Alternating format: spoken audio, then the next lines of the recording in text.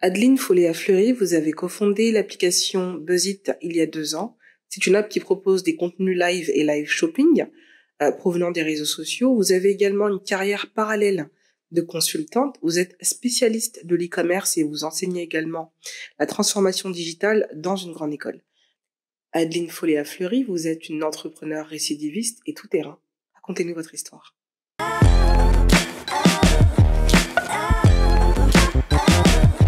BuzzIt l'idée est née pendant le confinement, le tout premier. Si tu te souviens, on était vraiment sur une logique chacun chez soi, mais tous ensemble, où il y avait beaucoup d'interactions, beaucoup de vidéos. On suivait les cours de cuisine, les cuisines de Cyril Lignac, on suivait énormément comme ça de gens dans leur quotidien. Et il y a eu vraiment une explosion des lives à ce moment-là, mais on n'avait nulle part pour les retrouver. Donc c'était très compliqué en fait, parce que c'était un petit peu au petit bonheur la chance. Si tu étais connecté au bon moment, c'était chouette, sinon tu pouvais les rater. Donc l'idée était de faire un moteur de recherche dédié au live, donc d'avoir quelque chose pour répondre à ce besoin en fait qui était manquant. L'idée vous est venue toute seule ou vous étiez plusieurs? Alors l'idée originale n'est même pas de moi, parce qu'en fait nous sommes 4 cofondateurs chez BuzzIt, et l'idée originale est de Julie, donc qui a eu cette idée-là et qui a un peu appelé les 3 autres, dont moi. Pourquoi vous êtes associés par nécessité ou par choix? C'est ce que j'aime malgré tout, moi, dans l'entrepreneuriat, c'est ce côté vraiment émulation et échange. Et donc, effectivement, quand elle m'a proposé, j'ai dû réfléchir à peu près 24 heures avant de dire oui. Vous aviez envie de ça, vous, d'entreprendre quelque chose? C'est-à-dire que ce que j'aime, c'est aller là où le vent me porte, et au final, c'est un petit peu toute ma carrière. Ça a été comme ça à chaque fois des opportunités, des chances, des gens qui sont venus me proposer des choses, et là, c'était ça aussi. Julie, en fait, était une ancienne cliente. Donc, elle m'a rappelé en me disant, écoute, là, je veux pas être ta cliente, je voudrais être ton associé. Est-ce difficile au quotidien d'être associé? Est-ce que c'est un frein ou au contraire, ça permet d'aller plus vite, plus loin, comme on dit? Plus vite, plus loin, plus fort. En fait, je pense que ça dépend comment on voit l'entrepreneuriat. Et comme n'importe quelle association, ça peut très bien fonctionner et très mal se passer. Et ce qu'il faut, c'est avoir envie que ça fonctionne et avoir envie que ça marche. Et il y a forcément, il y a du travail.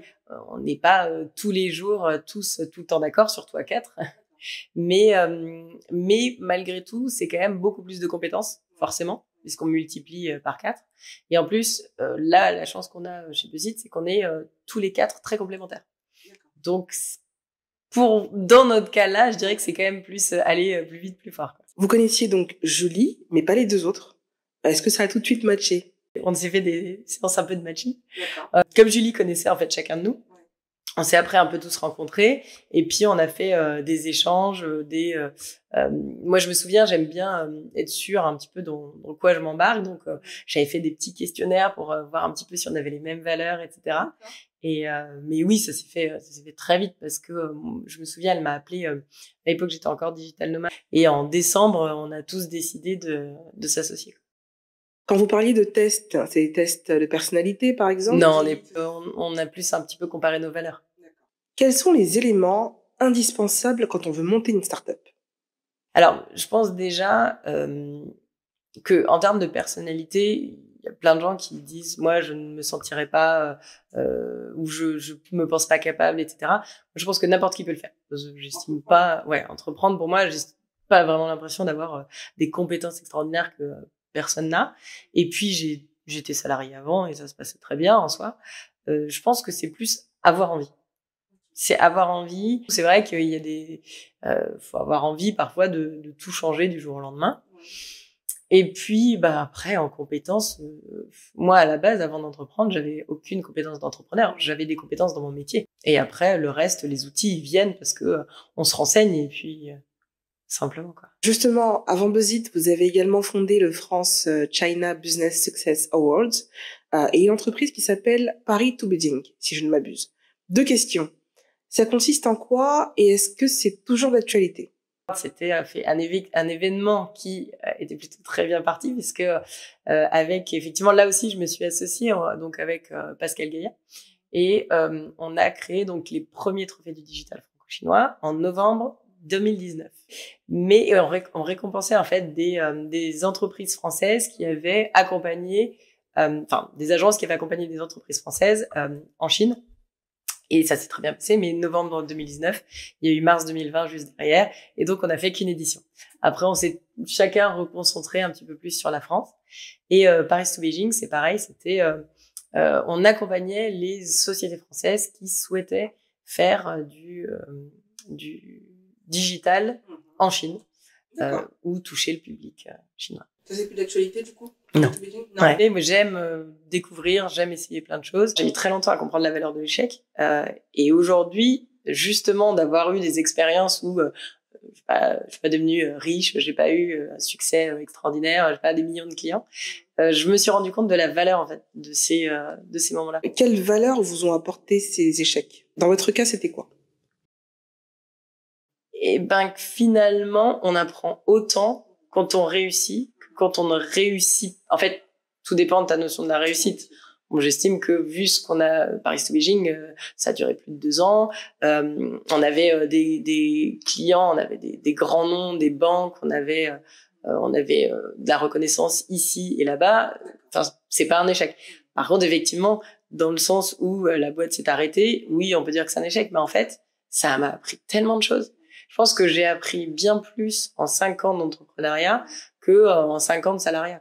Parfaite transition. Vous avez eu des postes à responsabilité, notamment directrice France de Lengo. Ça, c'est pas chinois, hein, c'est français, n'est-ce pas? Non, c'est français. D'accord. Pourquoi avoir tout plaqué pour entreprendre? Était-ce par choix ou par défaut? Alors, moi, je fais des choix opportunistes, je dirais. D'accord. Donc, c'est jamais par défaut parce qu'en fait, j'ai de la chance, en fait, j'estime quand même aujourd'hui, de pouvoir toujours avoir le choix. Moi, alors j'ai une carrière qui n'a rien à voir avec mes études. J'ai fait un MBA Travel Management. Voilà. J'ai commencé effectivement dans le voyage et j'ai commencé dans le digital, dans le voyage, chez Easy Voyage, avec Jean-Pierre Nadir. Je voyais pas la progression que je pouvais avoir. Donc à ce moment-là, je me suis dit qu'il fallait que j'aille dans le digital de manière plus large et plus seulement le voyage pour avoir, parce que c'est une dynamique quand même assez particulière. Et donc, je suis arrivée chez Lengo, où j'ai d'abord été sur la partie internationale. Et puis, j'ai repris effectivement la direction de la France tout début 2015. Et en fait, au bout d'un moment, j'avais aussi un petit peu l'impression d'avoir fait le tour. Et donc, ça faisait quand même 10 ans que je bossais à l'international, donc avec principalement l'Europe du Sud. Et puis, je me suis dit, ok, très bien, je commençais à avoir un petit peu envie d'autre chose. Et puis, une collègue de l'époque me dit, l'avenir, c'est la Chine, viens, on monte une boîte. Et j'ai fait, ok. Et voilà, effectivement, j'hésitais, je réfléchissais un peu à quelle autre boîte. Enfin, j'étais très bien dans le salariat, hein. Ça me posait pas du tout de problème. Mais c'est vrai que je me suis dit, pourquoi pas. D'accord. Pourquoi pas l'entrepreneuriat. Donc, vous avez sauté sur l'opportunité avec un facteur risque quand même, donc vous aviez conscience ou pas? En fait, je pense pas qu'il y ait de vrais risques à entreprendre, parce qu'au pire, si ça marche pas, je reprends un CDI. Enfin, j'ai monté une boîte à Paris. Je suis pas allée au fin fond de la jungle amazonienne, tu vois. J'ai pas changé de vie, en fait. C'est juste, je suis passée de salarié à entrepreneur. Donc le CDI, c'est pas si dur que ça, en fait. C'est plus un mythe incroyable à avoir. Je veux dire. C'est vrai que c'est marrant parce que moi, justement, j'ai été éduquée avec un peu ce concept de on te propose un CDI, tu le prends. Et donc c'est vrai que quand j'ai fini mes études, je voulais voyager, ce que je n'ai absolument pas fait parce que j'ai été embauchée en fin de 2e année mon MBA, donc ma 3e année de MBA, je l'ai fait en alternance un peu et j'étais déjà donc en CDI. Et donc j'étais tellement contente d'avoir un CDI. Et c'est vrai que quand l'opportunité de monter une boîte s'est présentée, j'ai dit pourquoi pas, quoi. Vous étiez à la tête d'une équipe de combien de personnes chez Lengo et actuellement chez Buzzy? Alors chez Lengo, je gérais une 12aine de commerciaux. Au début, c'était plus une notion de pays et effectivement que du commercial. Enfin, j'avais des missions très transverses sur différents métiers, mais le poste principal, c'était vraiment la gestion de la France. Alors actuellement, non, on a juste une personne qui nous accompagne. Mais on n'est que sinon les 4 associés. Donc, j'appelle pas ça gérer des équipes. Qu'est-ce que vous préférez finalement entre diriger une entreprise et lancer une entreprise, donc ce que vous faites actuellement? Alors, moi, j'aime énormément le concept des startups parce que on voit une multitude de choses et on a accès à une variété de tâches au quotidien que tu peux pas forcément avoir quand tu es dans une énorme dans un conglomérat ou dans une grosse entreprise. Et donc j'aime ce côté en fait pouvoir toucher à tout, ce côté avoir du management, de l'opérationnel. J'aime beaucoup la structuration d'activité. Donc ça j'apprécie. Et effectivement le management, je trouve ça passionnant en fait de pouvoir d'essayer d'accompagner des gens, et c'est pour ça que j'aime beaucoup aussi donner des cours, voir les gens progresser. Je trouve ça vraiment passionnant. Par contre, je pense que si je devais faire un poste juste 100% managérial, je pense que à un moment donné, je m'ennuierais. Peut-être quand je serai plus vieille. Vous avez dit structuration, c'est-à-dire? Par exemple, en fait, là, c'est ce que je fais beaucoup avec certains clients, de la transformation digitale, de l'accompagnement au changement. J'accompagne des petites boîtes qui ont grossi et qui n'ont pas forcément les outils. Donc, je mets en place des outils, je crée des process, je les aide à s'organiser, à s'optimiser, tu vois, gérer de l'humain et des processus, quoi. Okay. Un peu tout ça. Votre plus grande difficulté en tant qu'entrepreneur?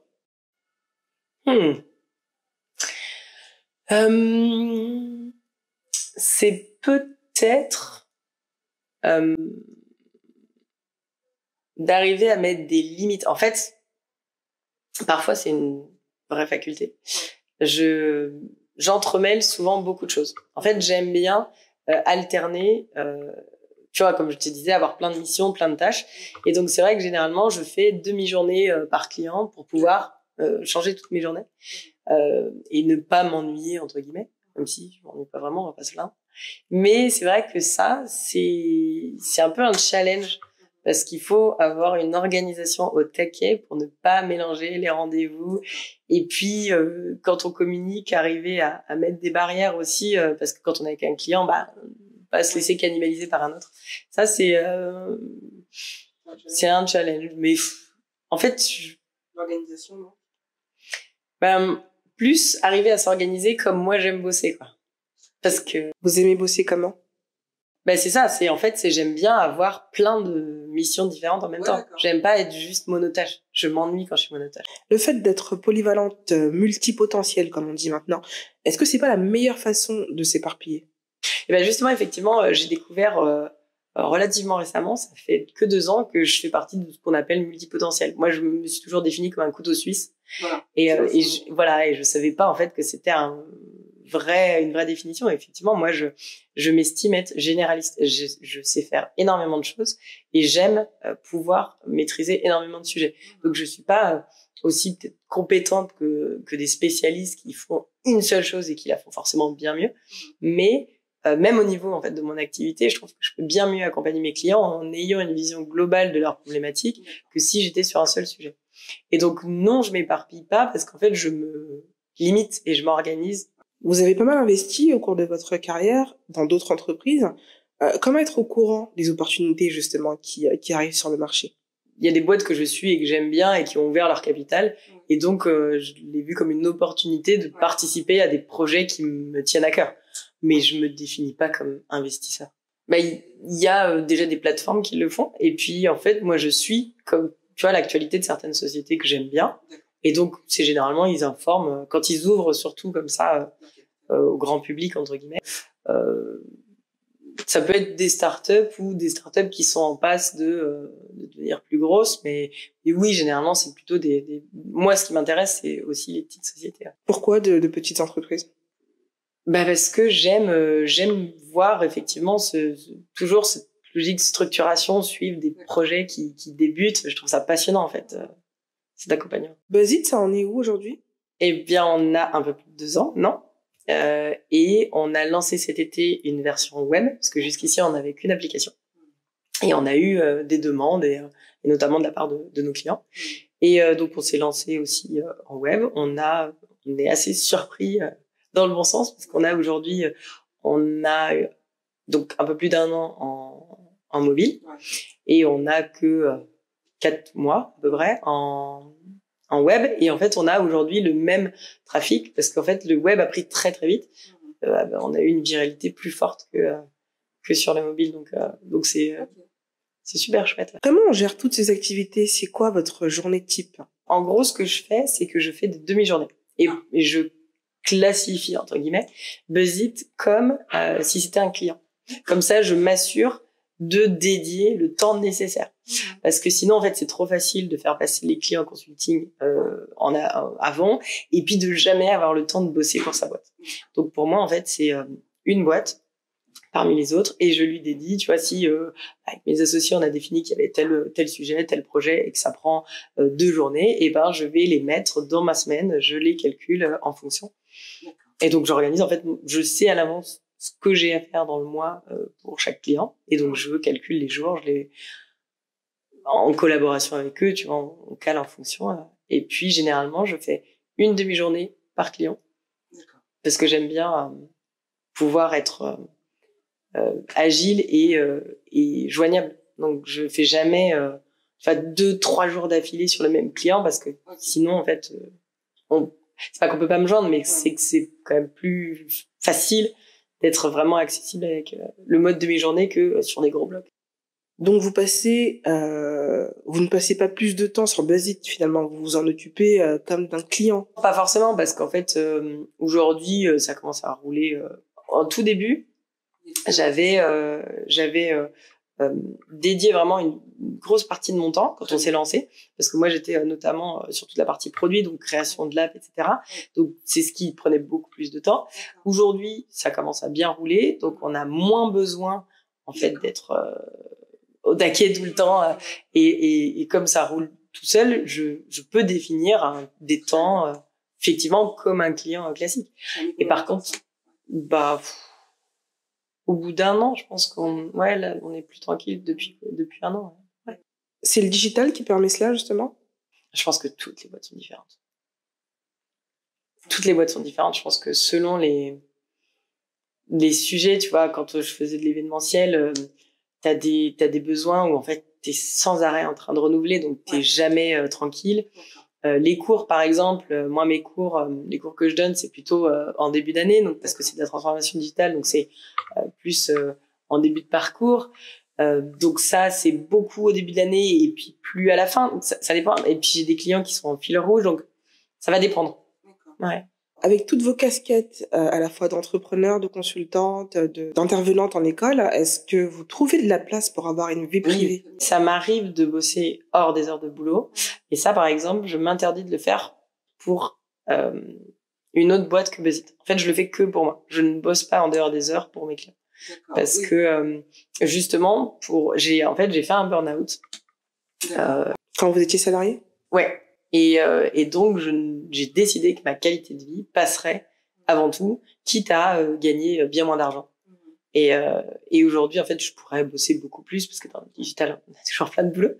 Mais je limite aussi le nombre de clients parce que aujourd'hui, je veux préserver ma vie de famille. Ouais. Très bien. C'est marrant parce que vous parlez d'heures de travail comme si vous étiez toujours salarié finalement.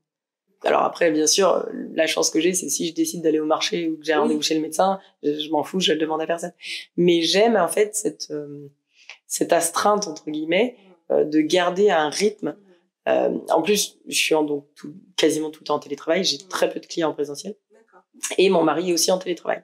Donc on a en fait tous les deux notre petit rythme comme si on était 2 salariés en télétravail en fait. Oui, c'est sûr qu'il y a des questions. Je me pose des questions que tu te poses pas quand t'es salarié, mais enfin, vraiment, c'est pour ça que je pense que n'importe qui peut être entrepreneur aujourd'hui. Enfin, c'est une envie et oui, une rigueur, mais comme tu dois avoir une conscience professionnelle quand t'as un boulot, parce que sinon. Merci, Adeline Follet-Fleury. La seule limite est la hauteur de vos réalisations et la portée de vos rêves et votre volonté de travailler dur pour les réaliser, disait Michelle Obama.